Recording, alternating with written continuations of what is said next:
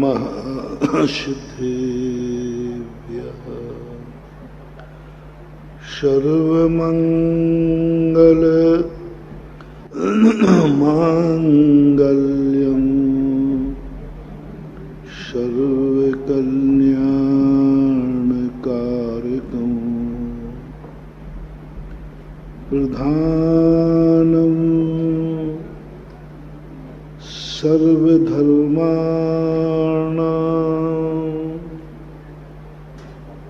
जैनं जयतु शासनं जैनं जयतु शासनं।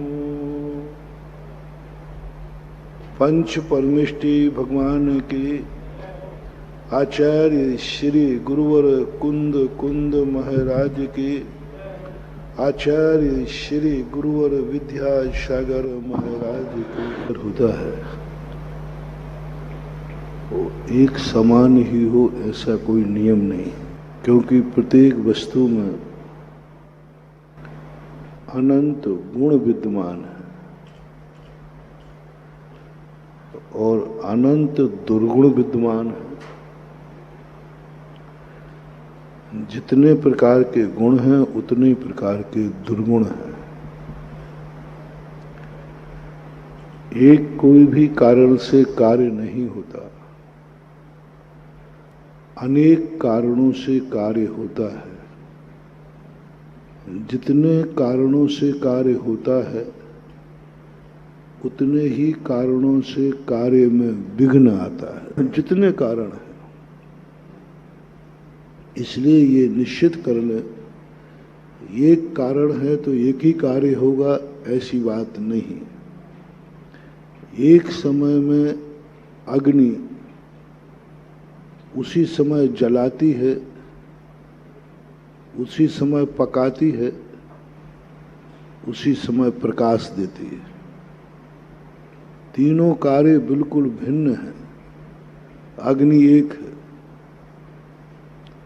अग्नि एक है, कार्य तीन है। लकड़ी को जला रही है, वातावरण को तपा रही है और अंधेरे को मिटा रही है। अग्नि किसी एक कारण से नहीं जलती है, अग्नि के लिए कई कारण चाहिए और जितने कारणों से अग्नि जलती है उतने ही कारणों से विघ्न भी आता है।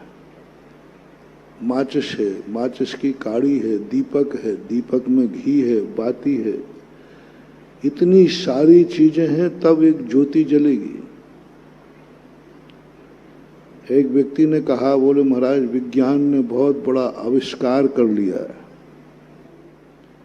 देखो 1 सेकंड लगता है, एक बटन छटकाते ही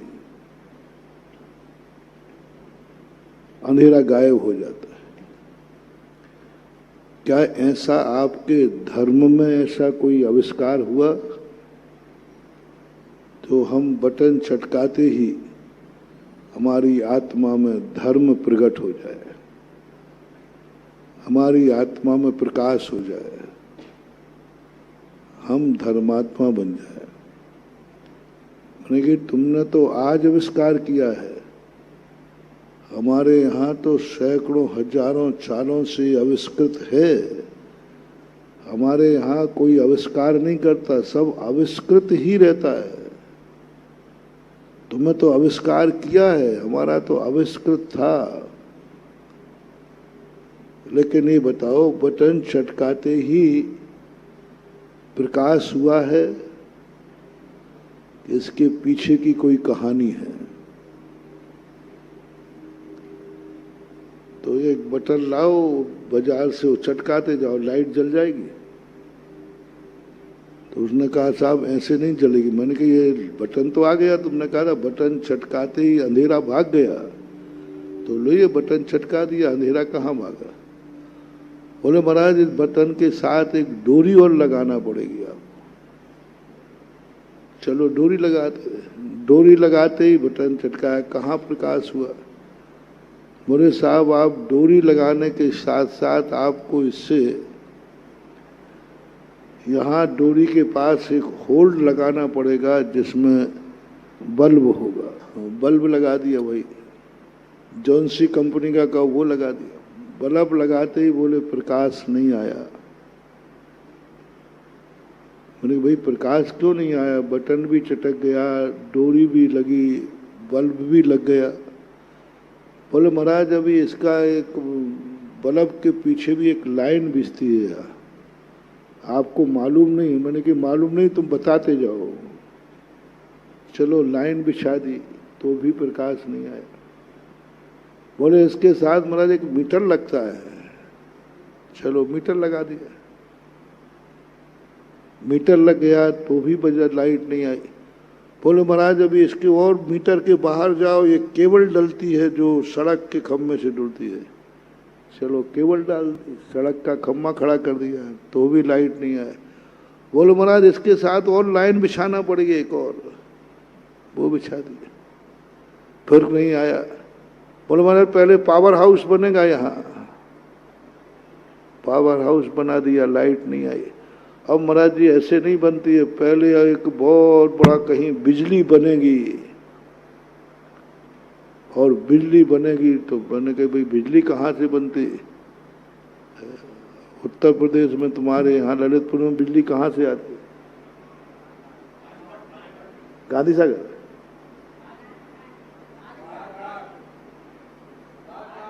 राजघाट से आती है। और वो नदी भी आधी एमपी की है आधी यूपी की है,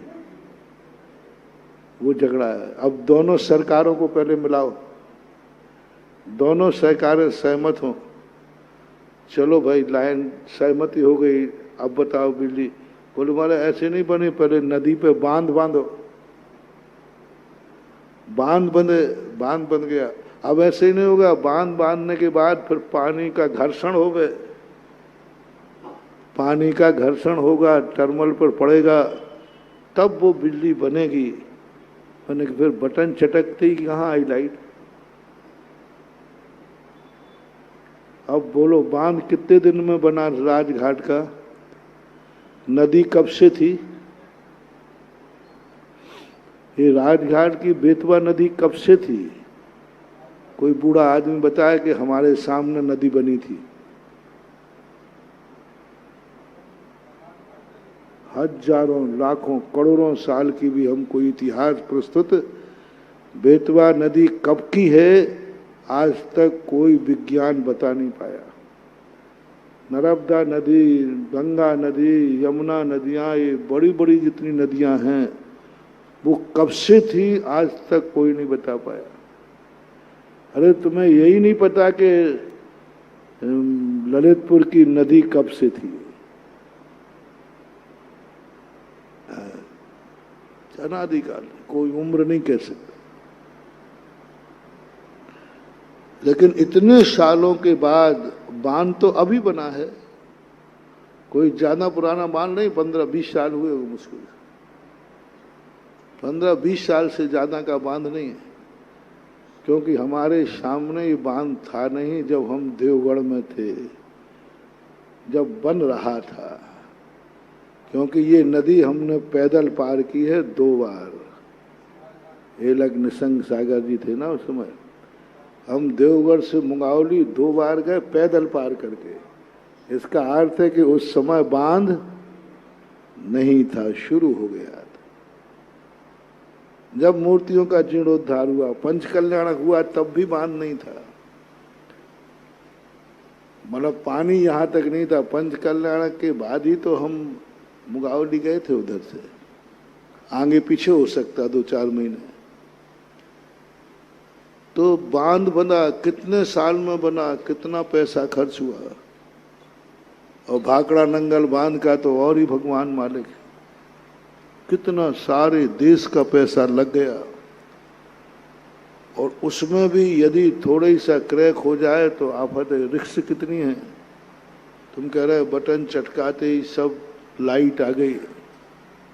उसकी पहले की कहानी देखो, कितनी रिक्स देश सब बर्बाद हो गया, सब पैसा लग गया। जब भाखड़ा नंगल बांध का उद्घाटन था, किसी मैकेनिक इंजीनियर ने कह दिया कि साहब भाखड़ा नंगल बांध में दरार की संभावना है। पंडित जवाहरलाल नेहरू बेहोश हो गए थे। 1 घंटे तक वो मूर्छित रहे, बोलती बंद हो गई उनकी। पंडित जवाहरलाल नेहरू मूर्छित हो गए, बोलती बंद हो गई। अब क्या होगा? पहली बात तो देश का पैसा बर्बाद हो गया। दूसरा, यदि बांध टूट गया तो आधा भारत और पाकिस्तान साफ हो गया, संभल गया। इतनी रिक्स उठाई, तब वो बांध बंधा। बांध बंधने के बाद फिर बिजली लगी, फिर जब इतना सारा प्रोग्राम किया, तब कहीं जाकर के ये बल्ब जलता है। आप देखो, तुम तो कहते हो एक बटन चटकाओ सब में उजेला, इसकी पहले की कहानी सुनो। ऐसा ही महानुभाव हमारी धर्म साधना में है। पहले अनादि काल की नदी बह रही है आत्मा में, ऊर्जा बह रही है, शक्ति बह रही है नीचे की तरफ। नदी हमेशा नीचे की तरफ बहती है। जल का दूसरा नाम निम्नगामी है, जो नीचे की तरफ बहती है। बहती रहती अनादिकाल से बह रही। जब जब जीव ने किसी भी पर्याय में जन्म लिया, उसकी जितनी भी ताकत निरंतर बहती है। जैसे नदी का कोई आदि और अंत नहीं होता, ऐसा ही अपनी आत्मा में नदी बहती है, बहुत बड़ी नदी जो कभी जल खत्म नहीं होता। उसको बोलते हैं हमारी शास्त्रीय भाषा में अविभागी प्रतिच्छेद शक्त्यंश। प्रति समय अनंत गुणों की अनंत पर्यायें निरंतर झरती रहती है, निरंतर। कोई ये नहीं कह सकता है कि ये कब से झर रही है। आत्मा की अनंत पर्याय रूप में शक्त्यंश, शक्ति कब से झर रही है। निगोद में थी तब भी, चींटी में भी तब भी, पेड़ पौधे थे तब भी, अग्नि वायु जल थी तब भी। निरंतर अनंत गुण हैं, अनंत पर्याय हैं और अनंत शक्तियां प्रतिदिन निर्झरित होती रहती है। झरना लगा ही रहता है, लेकिन वो झरना व्यर्थ में बहता जा रहा था, नीचे की तरफ बहता है। हमारी अनंत पर्यायों की शक्ति भी नीचे की तरफ बहती है और बह करके कहाँ पहुंच जाती है? पुनः खारे सागर में। तब देखो कितनी मेहनत करता है आत्मा। शक्ति है, एक एक शक्ति अनमोल है, लेकिन वह शक्ति अनमोल होकर के कितनी बुरी तरह वेस्टेज करता है। समुद्र का पानी तपता है, कितना तपता है, तपकर आकाश में तक पहुंच जाता ऊंचाई पर, वहां से गिरता है, फिर नदियों में आता है, नदियों से पुनः समुद्र में पहुंच जाता है। उस यात्रा का क्या मतलब रहा? उत्तपन का क्या मतलब रहा? उस ऊंचाई तक पहुंचने का क्या मतलब रहा? पुनः गिर करके समुद्र में चला गया, बेकार हो गया, कुछ नहीं, कोई काम का नहीं, यूजलेस। ऐसा ही अपनी आत्मा की शक्तियां अनमोल हैं, लेकिन ये शक्तियां सब ऐसे वेस्टेज करता है व्यक्ति, कुछ नहीं, यूजलेस, कोई काम की नहीं रहती, शक्ति निर्झरित कर देता है। इतनी मेहनत से कमाई हुई ऊर्जा, इतनी मेहनत की शक्ति, और वह सब कुछ बेकार चली जाती है। और एक बार पर्याय धारण करने के बाद शक्ति बहुत बेकार हो जाती, कोई काम की नहीं रहती, कोई काम की नहीं। मतलब उसका कचड़ा से भी गैबीता हाल हो जाता है। तब कहीं जाकर के 84 लाख योनियों में भटक भटक करके, जैसे बेतवा नदी ने जब से बनी होगी तब से इस नदी ने कितना पानी का वेस्टेज किया, कितने पानी को पुनः समुद्र में भेज दिया। बेतवा जाके आगे चंबल में मिल जाती, थोड़ा आगे जाके चंबल है ना, चंबल जाकर के जमुना में मिल जाती है, और जमुना जाकर गंगा में मिल जाती है, और गंगा जाके समुद्र में मिल जाती है। पूरी रामायण है भोपाल के तालाब से निकली है। भोपाल के तालाब में जो नदी आती है उसका नाम बेतवा नहीं है, वो दूसरी नदी आती है। एक तालाब ऐसा है जो बीच नदी में बना है, उधर से नदी आती है, इधर से नदी जाती है, दोनों बड़ी नदियां हैं। ताल है भोपाल का और है तलैया, गढ़ है चित्तौड़ का और है गड़ैया, ऐसा कहते हैं। तो यहां से निकल करके कितना बड़ा रूप, कितना पानी, हजारों साल से इतने बड़े पानी को विधिवत लेकर के और अर्घ में जाकर के बंगाल की खाड़ी में पटक देता है। और समुद्र में पानी जाने के बाद उस पानी की कीमत, नदी तक जब तक है तब तक पानी की, जैसे ही पानी समुद्र में गया पानी की कीमत जीरो, कोई काम का नहीं, कोई अस्तित्व नहीं, कोई वहां पूछने वाला नहीं, सब खारा हो जाता है, छूने लायक भी नहीं रहता। जिस गंगा का पानी लोग चरणामृत मानते हैं, अमृत मान के पीते हैं, वही गंगा का पानी जब समुद्र में जाके मिलता है छूने लायक भी नहीं रहता। ये कोई प्रकृति का वातावरण नहीं, ये अपनी जिंदगी की कहानी है। अनंत गुणों में से प्रति समय अनंत शक्तियां झरती रहती है, लेकिन झर रही, वेस्टेज हो रहा है। हजारों लाखों करोड़ों अरबों साल के बाद विज्ञान ने बांध बनाने की सोची है। इसी प्रकार अपनी आत्मा 84 लाख योनियों में भटकते भटकते भटकते किसी मनुष्य पर्याय में आई, उच्च कुल में आई।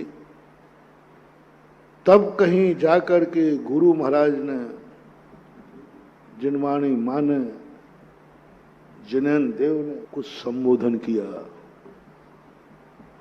कि क्यों तू अपनी शक्ति को वेस्टेज कर रहा है, ये शक्ति समुद्र में जाकर के सब खत्म हो जाएगी।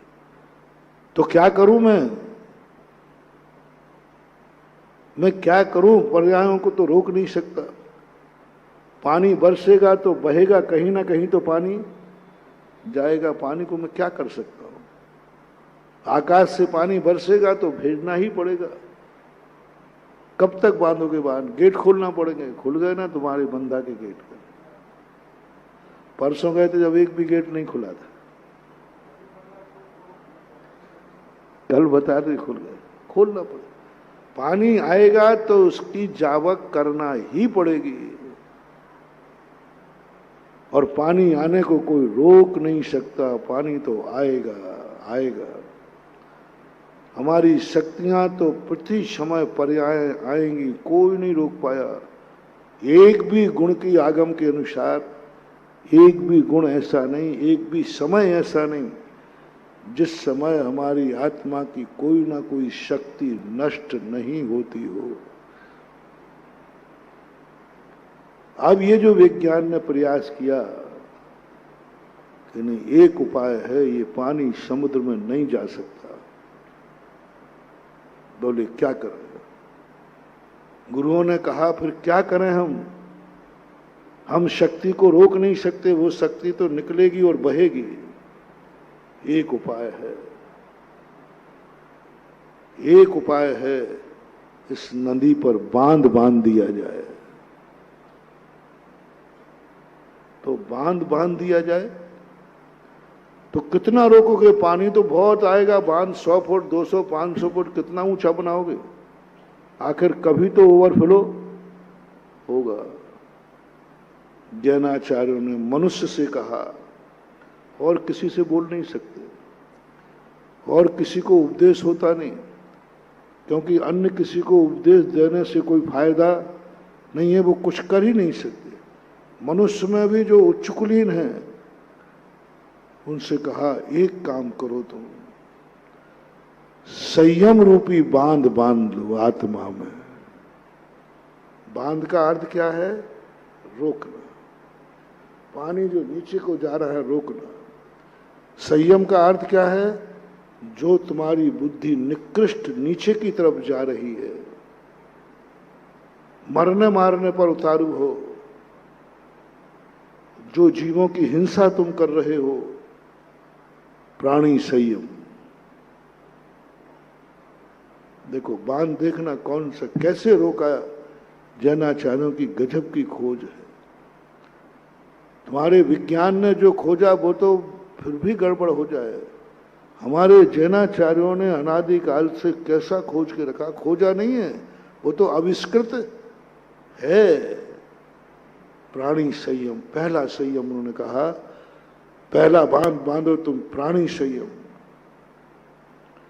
तुम्हारे द्वारा मन वचन काय से किसी जीव की विराधना न हो।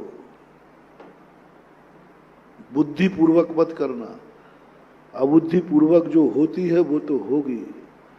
बांध भरने के बाद तो कुछ पानी लीकेज होता है, वो तो होगा। हमने कल बंधा में देखा, चल रहा, मैंने कहा ये बोले मारे ये तो गर्मी में 12 मास ही पानी बहता रहता है। तो मैं वहां ध्यान में बैठा था, मैंने कहा ये पानी 12 मास से बहता है? हाँ बोले इतना तो हर बांध में बहता है। मैंने बड़े बड़े बांध भी देखने गया, बांसवाड़ा में एक माही बांध है, उसके अंदर ही गया था, बांध के अंदर ही चला गया था। बहुत बड़ी व्यवस्था, लेकिन फिर भी पानी कुछ ना कुछ तो रिश्ता है, उसको तुम रोक नहीं सकते, बांध से भी नहीं रोक सकते। ऐसा ही कुछ हिंसाएं हैं जिनको हम रोक नहीं सकते। जीव मरेंगे तो मरेंगे, श्वास लेंगे जीव मरेंगे, हरकत करेंगे जीव मरेंगे, आप व्यापार धंधा करोगे जीव मरेंगे, भोजन पानी बनाओगे जीव मरेंगे, झाड़ू लगाओगे जीव मरेंगे, पानी भरोगे जीव मरेंगे, मकान बनाओगे जीव मरेंगे, गाड़ी चलाओगे जीव मरेंगे। ऐसा कोई भी जीव नहीं है जो 24 घंटे में असंख्यात जीवों की हिंसा न होती हो। कल बहुत अच्छा जिज्ञासा में प्रश्न आया था, करोति भवति और अस्ति, शराब जी ने किया था। जैनाचार्यों ने 2 हिंसाओं को आपको बरी कर दिया, जो होती है और जो हो रही है। होती है और हो रही है। हो रही का अर्थ जीव अपनी आयु पूर्ण करके मरता है, वो तो मरेगा, ये हो रही। हम अपने सामने सामने मरते देखते हैं, सामने सामने मरते देखते। परिवार के लोगों को देखो, आप गोदी में लिए हो, आपके सामने सामने मर जाता है।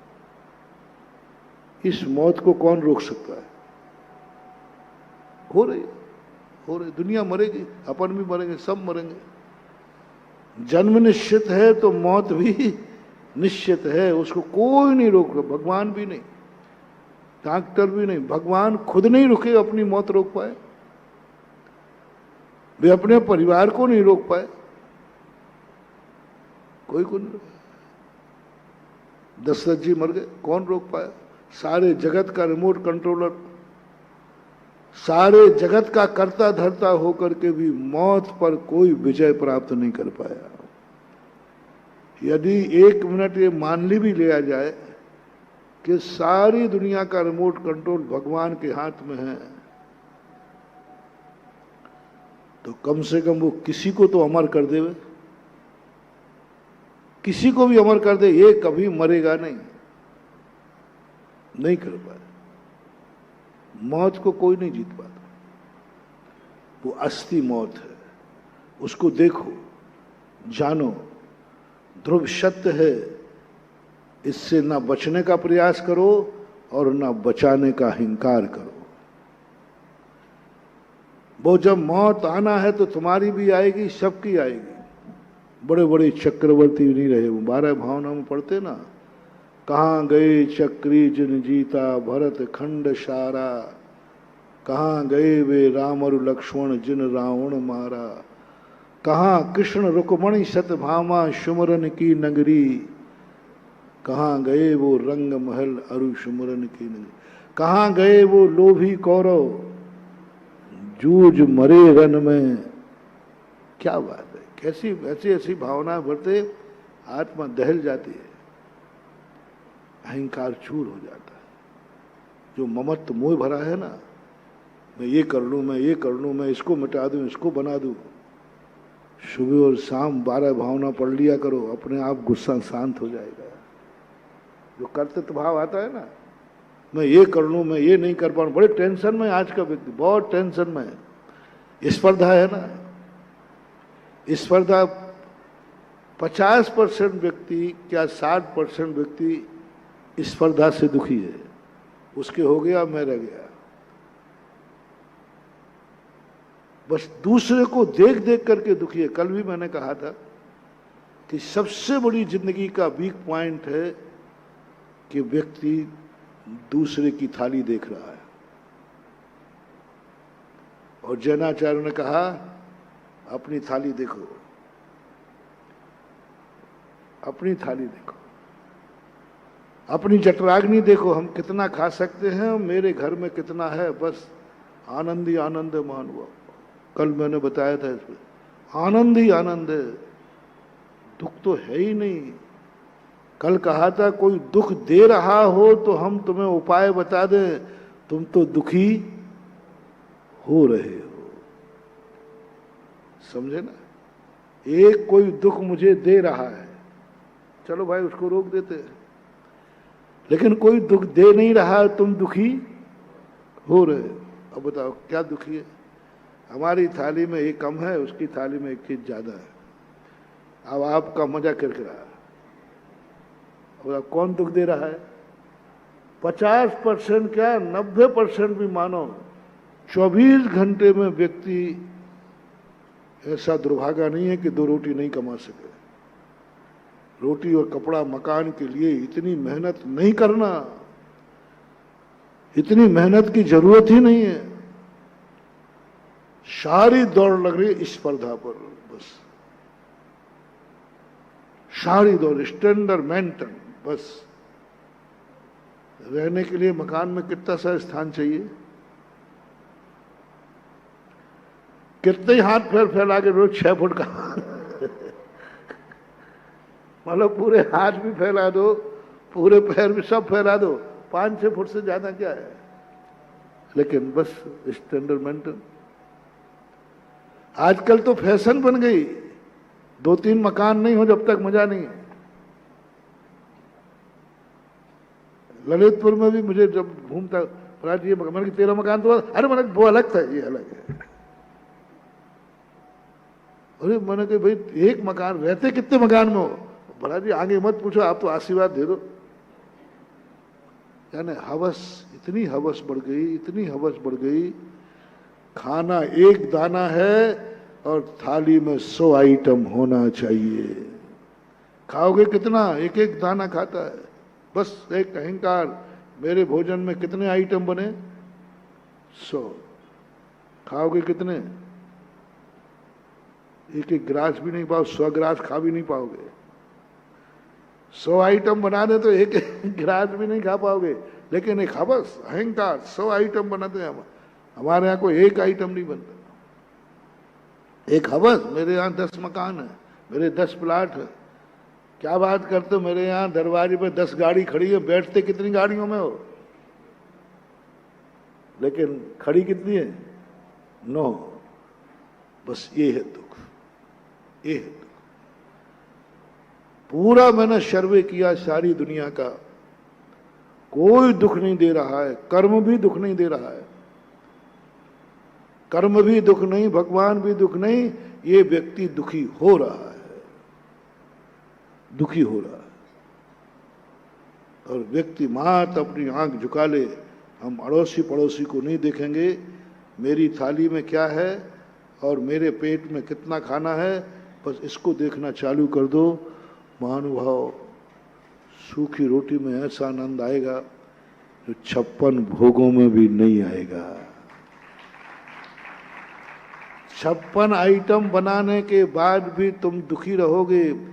किसी ने मान लो तुमने 50 आइटम बनाए शादी में, बहुत ताकत लगाई थी, 50 बना कर, बोले आज सब लोग मजा कहेंगे इतने आइटम तो आज तक कहीं में नहीं बने, और मैंने 50 बनाए, और किसी एक ने आके बना दिए, कह दिया 50 आइटम। मैं हफ्ते भर पहले गया था, वहां 70 आइटम थे। 50 आइटम बनाने वाले का क्या हो गया मेहनत? बोले क्या बात कर रहे, 70 थे, अब वो 50 आइटम का आनंद, अरे 70 थे, पहले मालूम होता तो मैं 80 बना लेता। तुम 80 बनाओगे तो 100 वाला पहले निकल चुका है। आप इस स्पर्धा में, कंपटीशन में कभी भी आगे निकल ही नहीं सकते। पूज्यपाद स्वामी ने सर्वार्थ सिद्धि ग्रंथ में ये बात कही, कभी कोई आगे नहीं निकल सकता, और निकल भी गए तो थोड़े दिन के लिए आगे निकलोगे, उसके बाद दूसरा कंपटीशन करके तुम्हें पीछे कर देगा। आज तक गिनीज बुक की कोई चीज अंतिम नहीं हो पाई।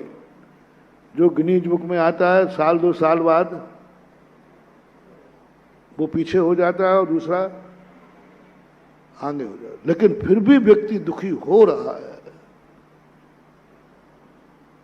जैन दर्शन एक ही बात कहता है, दूसरा दुखी करे उस दुख को मैं माफ करता हूं। उस दुख में तुम्हें कर्म का बंध ज्यादा नहीं होगा। कांटा चुभ गया, तुम चीख पड़े, कोई बात नहीं। कहां तक छूट दे दी, गजब का जैन दर्शन। मुनि महाराज तक को छूट दे दी कि यदि तुम्हें कोई दुख देवे और तुम दुखी हो जाओ तो तुम्हारा मुनि व्रत खंडित नहीं होगा, दूषित नहीं होगा। मुनि महाराज तक, कहा मुनिराज जो शरीर से भी मोह नहीं रखते, उनसे भी कह दिया यदि तुम्हें कोई कष्ट देगा, कांटा चुभेगा, और महाराज भी चीख गए, ओहो बहुत दर्द हो रहा है, उन्होंने कहा कोई बात नहीं, इससे मुनिपत में कोई बट्टा लगने वाला। ठोकर लगी, किसी त्रियंच ने, सांप ने, शेर ने आके उपसर्ग कर दिया, किसी ने कुछ, तो बोले कोई बात नहीं, ये दुख चलेगा, 6ठे गुण स्थान तक ये दुख चलता है। लेकिन जैनाचार्य एक सबसे बड़ा हम लोगों को मार्शल्ला लागू किया, कोई दुख देगा तो तुम दुखी हो सकते हो, लेकिन कोई ना देवे फिर भी तुम दुखी होते हो तो मुनि व्रत खत्म हो जाएगा। दुख देता है, रिपीट कर रहा हूं, दुख देता है, किसी के माध्यम से दुख आता है। बुखार आ गया, दुखी हो, गर्मी लगी, गर्मी पड़ गई, दुखी हो गए, सर्दी लगी, दुखी हो गए। ये सब प्रकृति, 4 बताए थे मैंने कल उपसर्ग, प्रकृति के द्वारा, कर्मों के द्वारा, देवों के द्वारा, त्रियंशों के द्वारा, मानवों के द्वारा, इन सब में तुम दुखी हो जाओ, कर्म कहता है, प्रकृति कहती है कोई बाधा नहीं, हो गई। जब दुख दे रहा है तो दुख तो हो गई, लेकिन कोई दुख नहीं दे रहा है, फिर तुम दुखी क्यों हो रहे हो? कल और आज के प्रसंग को इस पर समझना। कोई दुख नहीं दे रहा है, पड़ोसी बेचारा अपना भोजन कर रहा है और तुम यूं कर करके, पड़ोसी को खबर भी नहीं है, वो तो अपने खाने में, वो तो अपना मकान बनाने में मस्त है, और तुम उसकी हवेली को देख देख करके दुखी हो रहे हो। मकान वाले ने तुम्हें दुखी करने के लिए बनाई भी नहीं उसने दुखी करने के लिए अपना भोजन परोसा भी नहीं, उसका कोई उद्देश्य ही नहीं था। हाँ, उसने इसको जलाने के लिए बनाऊंगा, तो भी मान लो कि महाराज जी देखो, ये इससे पूछ लो, ये मुझे जलाने के लिए मकान बना रहा है, ये जलाने के लिए अच्छी रोटी खा रहा है, तो भी मैं मान लूं कि भाई वस्तुतः गलत है ये। पड़ोसी से पूछा मैंने कि भाई मकान तुमने क्यों बनाया? पड़ोसी नहीं नहीं महाराज, मैं पड़ोसी क्यों दुखी दूंगा, मेरी जरूरत थी, मेरे पास पैसा था, मैंने बना लिया। तुम्हें थाली में ये भोजन इतने आइटम क्यों बना रहे हो? बोले महाराज खाना तो बना रहे। सब तरफ से सर्वे करने के बाद पूछा भाई तुझे बता दे कौन दुखी कर रहा है?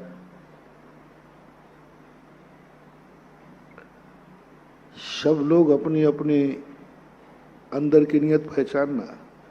हम मुनिराजों का तो मैं उदाहरण मैं अपना इसलिए देता हूं जिससे तुम्हें साता मिल जाती है, क्योंकि तुम्हारी धुलाई करता रहूं तो तुमको रो पड़ो।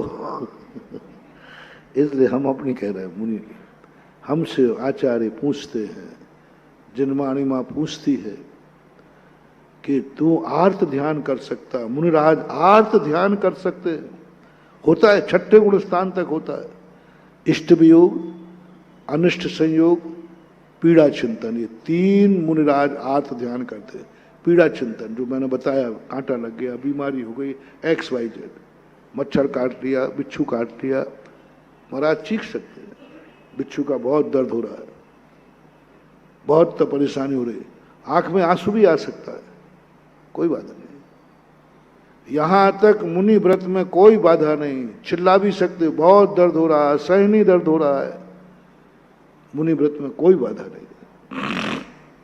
इष्ट वियोग हो गया, कोई उनके इष्ट की वस्तु थी चली गई, पीछे घूम गई, आकुल व्याकुल परिणाम हो गया, कमंडल टूट गया, आकुल व्याकुल परिणाम हो गया, गुरु का वियोग हो गया, आंखों से आंसू आ गया, गुरु का वियोग हो गया, थोड़ी देर के लिए आंखों में आंसू आ गया, हो सकता, कोई बात नहीं। अनिष्ट संयोग मिल गया, जो नहीं चाहते थे ऐसा स्थान मिल गया, मुनिव्रत कहीं खंडित नहीं होगा। मुनिव्रत में नंबर तो कम होंगे लेकिन मुनिव्रत समाप्त। लेकिन बस इस शब्द की शर्त लगा दी, तुम दुखी हो क्यों रहे हो, कारण बताओ, अन्यथा मुनिपद से नीचे आ जाओ। या तो कारण बताओ, मैं इस कारण से दुखी हो रहा हूं, ये मुझे दुख दे रहा है।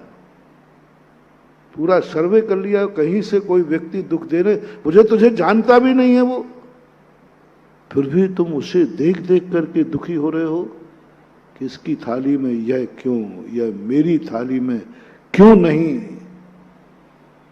ये दुख जिंदगी में सबसे खतरनाक है।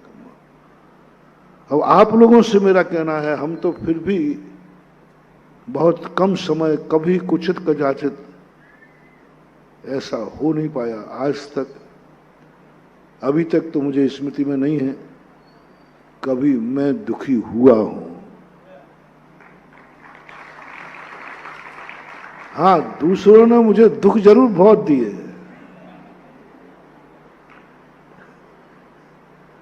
उसकी तो गिनती नहीं है, दो चार गिना दो। सबसे ज्यादा दुख मुझे बहुत देते हैं, और कोई देवे नहीं दे, मच्छर तो, और जिसमें ललित और उसमें भी है, छत पे बैठे हो गर्मी के दिनों में, दुख दिया है, होता है। सर्दी के दिनों में सर्दी, गर्मी के दिनों में गर्मी, चलते हैं तो रास्ते के कंकड़ पैर में छाले पड़ते कि नहीं। साधु को दुख देने वाले तो बहुत हैं, इतने साधन हैं कि साधु 24 घंटे में कभी सुखी रह ही नहीं सकता। पूरी दिगंबर जैन साधु की चर्या देखना, कहीं से भी बाहर से सुख नजर नहीं आएगा, कहीं से भी नहीं, दूर दूर तक नहीं। 24 घंटे महावीर ने ऐसी चर्या बनाई, कोई ना कोई दुख देते ही रहेगा। दिगंबर मुद्रा ही ऐसी बनाई, चलो तो पैरों में दुख, गर्मी हो तो सूरज का दुख, गर्मी बढ़ जाए, अंतराय आ जाए तो प्यास भूख का दुख, कितने दुख है।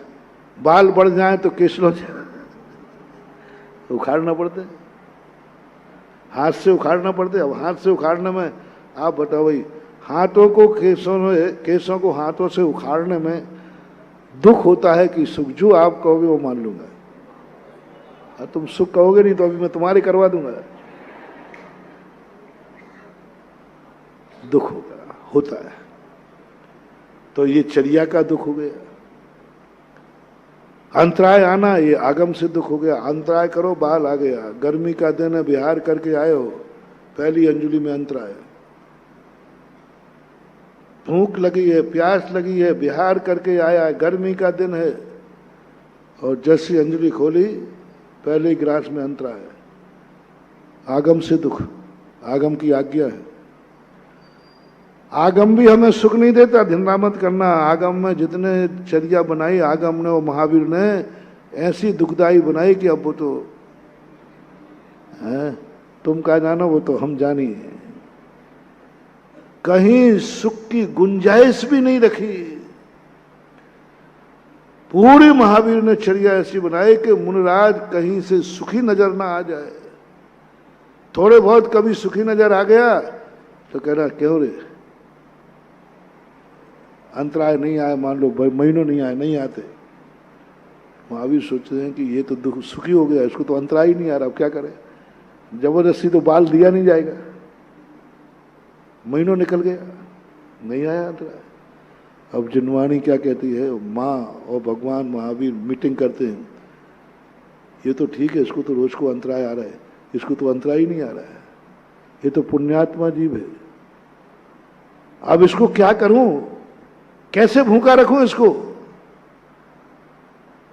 तो धीरे से महावीर कहते, क्यों बाबू, साधु बन गए, थोड़ा अष्टमी चौदस उपवास कर लिया कर, मर गए। अब अंतराय से जैसे तैसे कर्म ने मुझे बचा लिया, तो महावीर ने क्या रख दिया, उपवास। और कुछ ऐसे उपवास रख दिए, मान लीजिए बोले अष्टमी चौदस में नहीं करना है तो नहीं करना है, हाँ ठीक है, ये तो इच्छा के ऊपर है, नहीं करना। तो उन्होंने कहा ये तो फिर बच जाएगा, क्योंकि अष्टमी चौदस का उपवास करना जरूरी नहीं है, बिल्कुल भी जरूरी नहीं है। फिर महावीर ने सोचा ये तो फिर सुखी हो गया, कह देगा नहीं करना मैं। तो साल भर में 5 उपवास ऐसे रख दिए जो करनाई है, चतुर्मास की स्थापना, चतुर्मास की निष्ठापना, और साल भर में कम से कम 3 केसलों। ये 5 उपवास तो करना ही पड़ेगा बेटा, 5 दिन तो भूखो रह, 5 दिन तो मार्शल लागू कर दिया, नहीं टेक टू ऑर्डर। कितने ही प्रयास करें, 4 महीने के 4 3 12 3 ये हो गए, एक निष्ठापन का और एक स्थापन का। ये 5 उपवास 5 दिन तो भूखा रखेगा ही रखेगा, बिना इसके साधु। हाँ, तुम्हारी तो अनंत चतुर्दशी ऐच्छिक है, हमारे 5 उपवास तो रखिए, कहीं से भी नहीं गुंजाइश दी। दिगंबर मुद्रा ही कष्टों का कारण है। 22% उपसर्गों की गिनती नहीं, 22% सब तरफ, मानसिक, वाचनिक और कायिक तीनों। और वाचनिक और कायिक तो साधु को हमेशा कोई कुछ भी गाली दे देता है, आक्रोश परिषद। साधु कभी भी जिंदगी में असाता कर्म से रहित नहीं होता, कभी भी। एक भी दिन मत समझना कभी साधु को जिंदगी में कभी असाता का उदय जिस दिन ना आया हो, निरंतर बना रहता है। महावीर ने व्यवस्था ही ऐसी बनाई, और कोई ना कोई। और उनके लिए जो दुख होता है, दुख तो होता है, महावीर ने कहा चलेगा ये दुख, कोई चिंता मत करना, लेकिन एक कानून बता दिया, बिना कारण के तू दुखी क्यों हो रहा है। सर्दी लग रही नहीं, गर्मी लग रही नहीं, अंतराय हुआ नहीं, उपवास है नहीं, किसी ने कुछ कहा है नहीं, किसी ने कुछ कहा नहीं, कुछ नहीं है, फिर दुखी क्यों हो रहा है। बस महावीर कहते हैं या तो दुखी होना बंद करो या मुनि पर छोड़ दो। तरस हिंसा को त्याग वृथा सा वर्ण थहार। तरस हिंसा नहीं करता और उधर मार रहा है। कौन सी हिंसा हुई है? विरोधी हिंसा। वो मार नहीं रहा है, वो रोक रहा है। देश का रक्षक है, 24 घंटे हत्या करने का भाव रखने वाला हत्यारा नहीं है सैनिक, देश का रक्षक कहलाता है। और सैनिक कभी आज तक किसी भी संप्रदाय में, किसी भी दर्शन में आज तक सैनिक कभी दुर्गति नहीं गया। एक भी सैनिक को नरक नहीं मिला। जो नीति न्याय से लड़ा है, वो नीति न्याय से। इसलिए तुम विरोधी हिंसा का तुम्हें क्या दिया? कोई बात नहीं, तुम्हारे लिए कोई उपाय नहीं था, कोई उपाय नहीं था साहब। मैंने कहा कोई बात नहीं, तुम्हें बरी किया जाता है आगम से। बस इस पर मार्शल लॉ लागू है जैन आगम का। तुम्हें वो कोई नुकसान पहुंचा नहीं रहा था, फिर तुमने उसको दुख क्यों दिया? फिर तुमने उसकी हिंसा क्यों की? अब तुम्हारे लिए माफ नहीं है संकल्पी हिंसा। किसी जीव को मारने का भाव मत करो। तुमने उसको मारा है तो मारने के कारण मारा है कि बचाने के लिए मारा है? बचने के लिए मारा है कि मारने के लिए मारा है? अंतर समझना।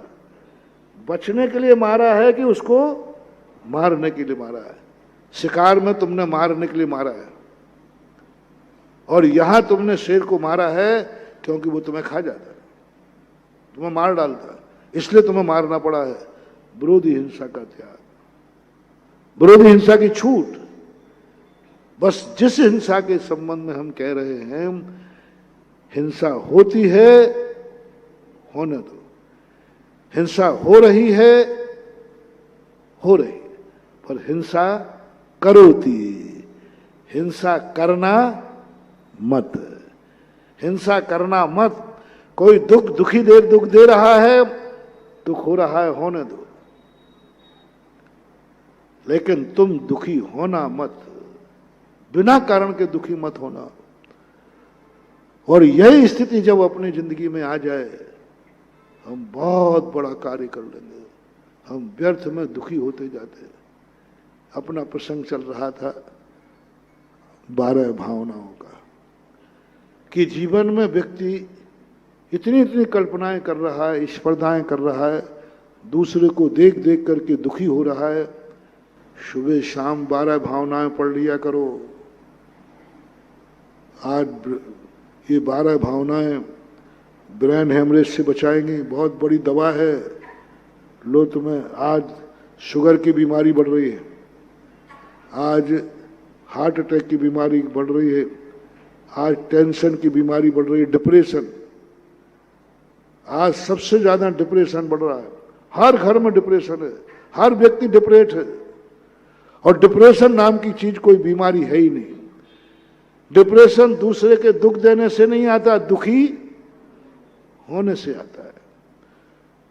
आज डिप्रेशन हर व्यक्ति, इतना डॉक्टर साहब बताओ, अक्षय बाबू, डिप्रेशन के कितने मरीज हैं? बैठे रहो बैठे रहो बैठे रहो। कितने हैं? कहो डॉक्टर साहब भी हों डिप्रेट तो पता नहीं। कह रहे थे क्योंकि डिप्रेशन का कोई मौसम तो होता नहीं, वो तो अपने आप कोई बैठ जाए। मैं दवाई देता हूं, डॉक्टर साहब का थोड़ा नुकसान होगा, मेडिकल का नुकसान होगा। जो टेंशन में रहते हैं, डिप्रेशन में रहते हैं, जिनको नींद नहीं आती है, शुगर की बीमारी है, कोलेस्ट्रॉल बढ़ा हुआ है, घबराहट की बीमारी है, मैं एक छोटी सी दवाई देता हूं, सुबह और शाम 12 भावनाएं पढ़ लिया करो।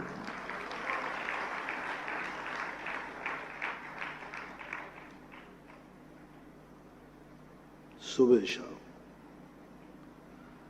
गजब का मोटिवेशन मानवा, गजब का मोटिवेशन। जैन आचार्यों की ये खोज।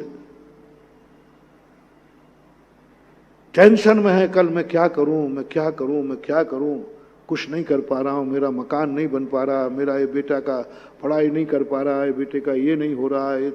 ये सब टेंशन तुम्हें बिस्तर को भी, अच्छे बिस्तर, एसी रूम को भी ऐसे पलटते हो जैसे पापड़। सब अनुकूल है, सब वातावरण है, गर्मी नहीं, सर्दी नहीं, सब कुछ है, लेकिन बस कुछ नहीं करना महानुभाव, कुछ नहीं करना। अनुभव सिद्ध गुटका है, तीर्थंकरों का गुटका है, तीर्थंकरों की दवाई है। बस एक सुबह और शाम 12 भावनाएं थोड़ा शांति से पढ़ लेना, थोड़ा अर्थ की तरफ भी उपयोग लगाना, कंसंट्रेशन, एकाग्र होकर पढ़ना। और ये कम से कम आप 1 हफ्ते शुरू करो। 1 हफ्ते में कुछ ना कुछ आराम आपको मिलेगा, 15 दिन में थोड़ा और मिलेगा, 6 महीने बाद मेरे पास आना, आपकी सारी बीमारी खत्म मिलेंगी।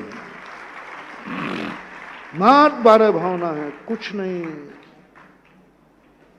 सारी पूरी जितने संसार के टेंशन है, हर टेंशन को उन्होंने 12 भावना में लिख करके कह दिया कि ये सारे टेंशन तुम्हारे जो हैं 12 भावना।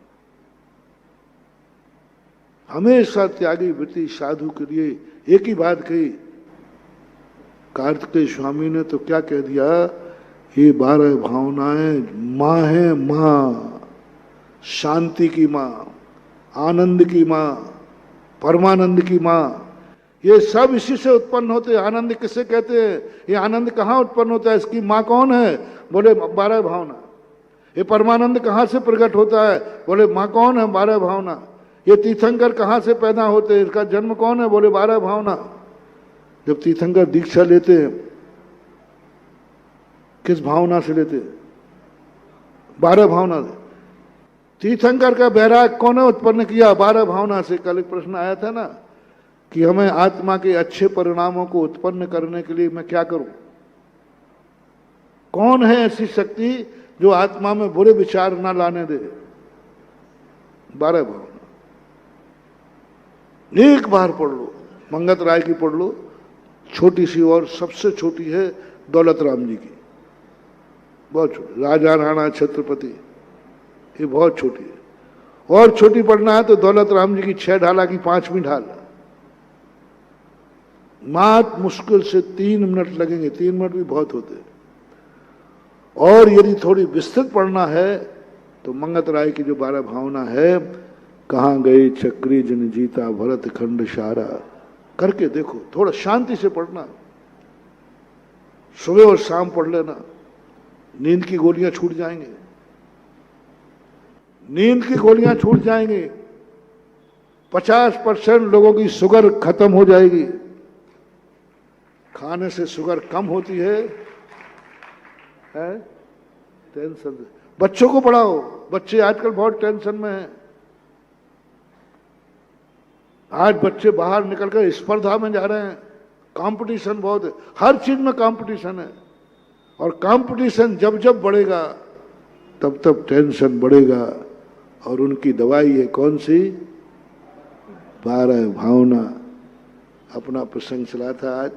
एक कारण से ही एक ही कार्य होता हो ऐसा नियम नहीं है, एक कार्य से एक ही नेचर हो ऐसा कोई नियम नहीं। अग्नि का उदाहरण दिया था, अग्नि तपाती भी है, जलाती भी है और प्रकाश भी देती है, लेकिन वो अग्नि एक कारण से नहीं जलती। ना जाने कितनी चीजें चाहिए उसमें, दीपक भी है, घी भी है, लकड़ी भी है, सूखापन भी है, और जितने कारण हैं उतने ही अंतराय हैं। प्रसंग अपना दूसरा चल रहा था कि हम धर्म को कितने रूप में समझें, हम कितने धर्म करें। आप एक धर्म बता दिए, माला फेरें, अभिषेक करें, पूजन करें, आपका प्रवचन सुने, आपको हार दें, एक कोई धर्म बता दीजिए। तो आप भी एक बता दीजिए, मैं एक ही धर्म बता दूंगा। आपको कौन सा सुख चाहिए? एक मांग लो, रोटी का, पानी का, सब्जी का, कपड़े का। एक तुम बता दो, एक मैं बता दूंगा। तो मैं एक सुख बताओ कौन सा चाहिए? एक सुख की एक दवा। अभी सुख की बारी कहो ना, कौन कौन सुख चाहिए, तो शायद को कागज कम नहीं पड़ जाए। महाराज ये भी चाहिए, ये भी चाहिए, ये भी चाहिए, ये भी चाहिए। तो जो जो चाहिए है दवाइयां भी उतने ही महावीर भगवान की।